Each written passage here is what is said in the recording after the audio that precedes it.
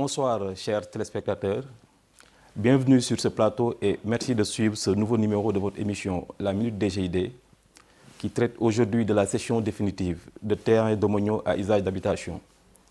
Consacrée en l'état actuel de notre législation domaniale par la loi 2017-31 du 15 juillet 2017, cette loi présente d'importantes innovations de haute portée sociale marquées par la notion de gratuité, car il n'est plus question de supporter un prix dans le cadre de la cession. La suppression de la clause d'inaliénabilité qui grevait les immeubles aliénés sous le régime de la loi 87-11 du 24 février 1987.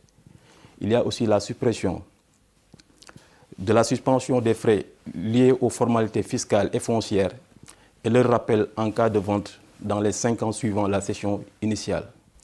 La cession définitive concerne exclusivement les terrains relevant du domaine privé de l'État, faisant l'objet de baux ordinaires, de baux emphytéotiques et de concessions de droits de superficie.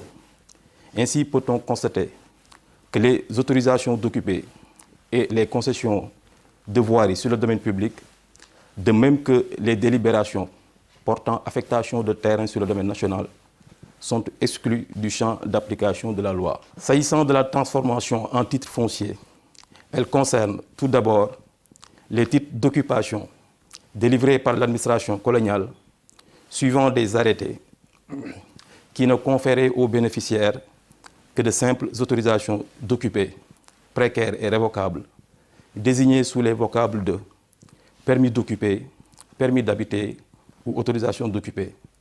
Ce sont ces titres administratifs qu'on retrouve actuellement au niveau des quartiers comme Grand Dakar, Ben Tali, Niari Tali, Fass Médina, Hann Équipe, Hann Jardin, Pikine et dans certaines localités de l'intérieur du pays comme à Diourbel, Kaolack, ainsi de suite.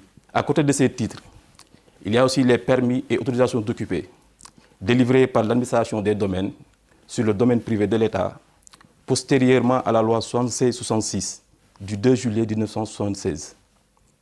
Enfin, il y a les permis et autorisations d'occuper, les actes administratifs délivrés par les autorités administratives ou locales sur des terrains domaniaux destinés à l'habitation antérieurement à l'entrée en vigueur de la loi 64-66 du 17 juin 1966. L'usager qui souhaite ainsi profiter des dispositions de cette loi doit nécessairement veiller au respect de certaines conditions contractuelles liées notamment à la justification de son titre de titulaire d'un bail ou de bénéficiaire d'une autorisation d'occuper sur le domaine privé de l'État.